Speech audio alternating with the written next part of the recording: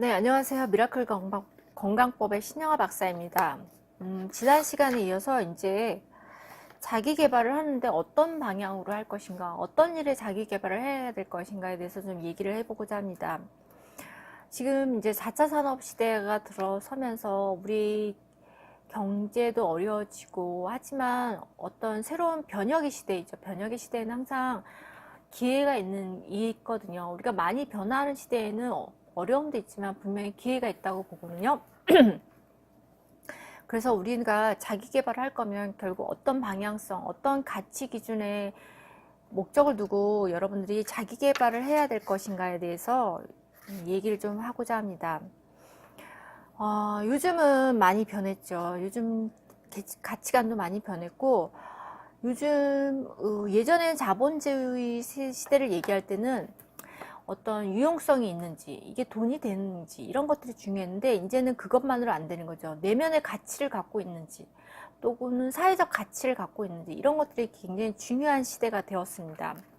어떤 기업에서 구성원이나 이용자의 감정이나 사회성 무시하고 오로지 이윤에만 혈안이 된 기업들이나 경영자는 도태할 수밖에 없죠. 왜냐하면 소비자들이 이제는 외면을 하거든요. 그런 기업에 대해서는 더 이상 여러분 이제 불매운동도 하기도 하고, 그게 중요한 가치 기준이 그것만으로 안 된다는 거죠. 그리고 우리가 이제 요즘 많이 바뀌고 있는데요. 요즘 젊은 세대들은 이제 어떤 물건이나 어떤 뭐 이런 것들을 많이 소유하려고 하지 않잖아요. 요즘 이제 공유 경제라는 개념이 많이 들어와 있어서 뭐 무조건 돈이나 아니면 차나 집이나 이런 것들을 예전 세대들은 꼭 자기가 소유해야 된다는 소유의 개념으로 생각했다면 요즘 젊은 세대들은 소유가 아니라 이제는 그냥 빌려 쓰는 공유의 개념으로 많이 접근을 하고 있거든요. 그냥 빌려 쓰면 된다고 생각을 하고 있죠. 그리고 아마 옛날 어르신들은 이거 이해 못할 거예요. 예를 들면 뭐 스마트폰 게임에 돈을 지불하고 게임을 한다든지 아니면 우리가 어떤 동영상을 보고 뭐 거기에다가 뭐 별풍선을 쏜다든지 아니면 비트코인을 산다든지 이런 것들이 아마 기성세대들은 잘 이해가 안 될 거예요. 왜 도움이 안 되는 곳에 이렇게 돈을 쓰고 열광할까? 이런 게 이해가 안 될지도 몰라요. 근데 지금 세상이 많이 바뀌고 있거든요. 새로운 틀이 만들어지고 있습니다. 그래서 지금은 이제 돈이 최우선이 아닌 시대로 점점 가고 있습니다. 이 가치주의가 널리 퍼지면서 사람들이 일하는 방식이나 사고방식이 좀 이제 많이 변해가고 있는데요. 최근에 유튜버나 아니면 인스타그래머처럼 자기가 좋아하는 일을 하면서 살고 있는 사람들이 많아지고 있거든요. 그리고 뭐 예를 들어서 뭐 어떤 특정한 직업이나 직장에 얽매이지 않고 사는 사람들도 많고, 또 뭐 일주일에 4시간만 일하는 사람들도 생겨나고, 또 디지털 노마드라고 그래서 세상을 떠돌면서 사는 사람들도 있고, 지금 삶의 방식이 굉장히 다양해지고 있다는 거, 결국 사람들의 가치관들이 굉장히 다양해지고 있다는 거거든요.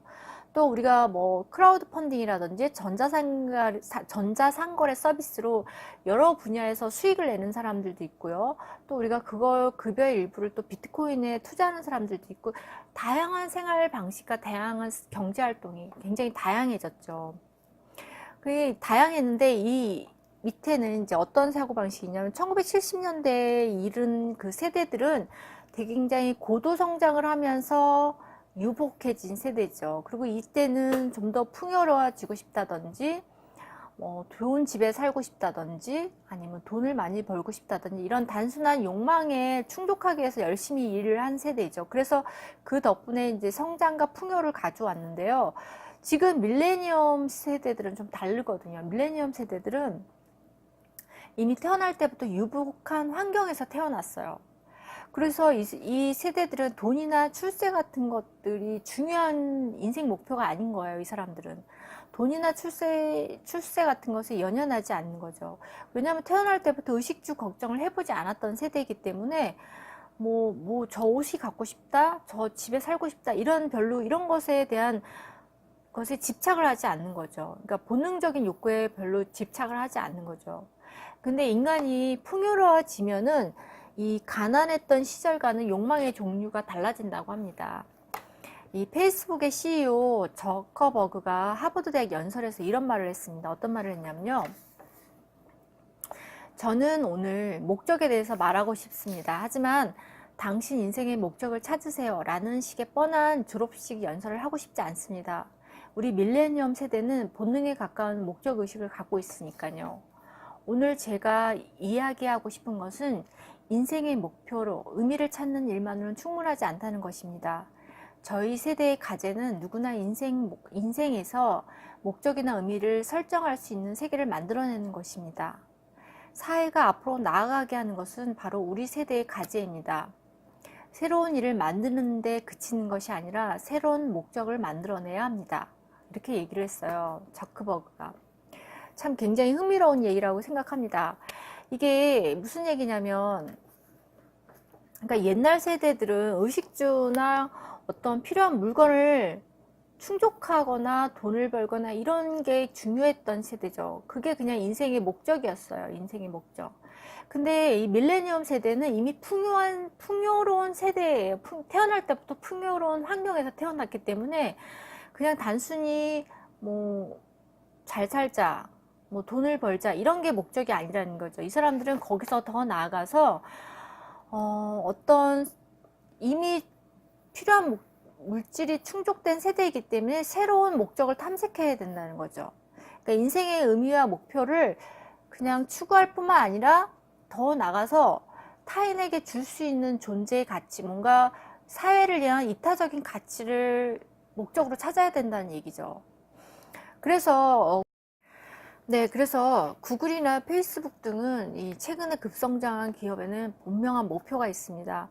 구글 같은 경우는요, 전 세계 정보를 누구나 이용할 수 있게 하자. 그 다음에 페이스북 같은 경우는 모든 사람이 긴밀히 연결한다는 목표를 세워서 이 사회의 과제를 해결하는데 이 직원들이 커다란 의미를 부여하고 있는 거죠.